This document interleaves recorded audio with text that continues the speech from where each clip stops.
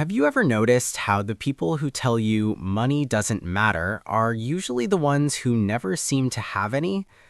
Meanwhile, you're driving down the highway behind a gleaming monster of a truck that likely costs more than a house, wondering how regular people are pulling this off.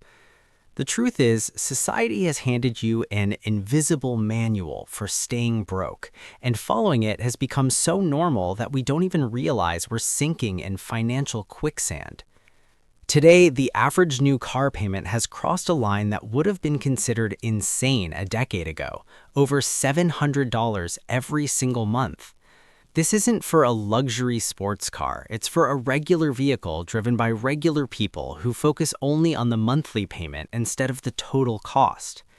Dealers have become masters of emotional manipulation, selling you a lifestyle and an identity rather than just transportation. They stretch loans out to 7 or 8 years just to make a $60,000 debt feel manageable, but this is actually a financial horror movie. When you stretch a loan that long, you aren't just lowering a payment, you are dramatically increasing the total interest and trapping yourself in negative equity. By year 6, you'll owe significantly more than the car is worth, creating a financial hamster wheel where you're constantly paying for a depreciating asset. When you add in insurance, fuel, and those staggering $1,200 repair bills, you could easily spend over $130,000 on transportation in just 7 years. At the end of that time, you're left with a truck worth maybe $15,000. That isn't an investment, it's wealth destruction with heated seats. You've been programmed to think like a consumer instead of an investor. A consumer looks at $800 and asks, "What can I buy?" An investor asks, "What will this cost me in terms of future wealth?" If you took that same $800 monthly payment and put it into a boring index fund, you would have over $70,000 in 7 years. Over a career, that's the difference between retiring with millions or eating ramen noodles just to keep a shiny truck in the driveway.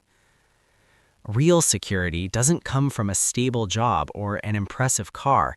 It comes from owning assets and having the freedom to say no to toxic situations. You don't need to be a financial wizard to break free. It starts with one small win, saving your first $1,000. That $1,000 shifts your brain from survival mode to possibility mode. It turns a car breakdown from a tragedy into a minor inconvenience.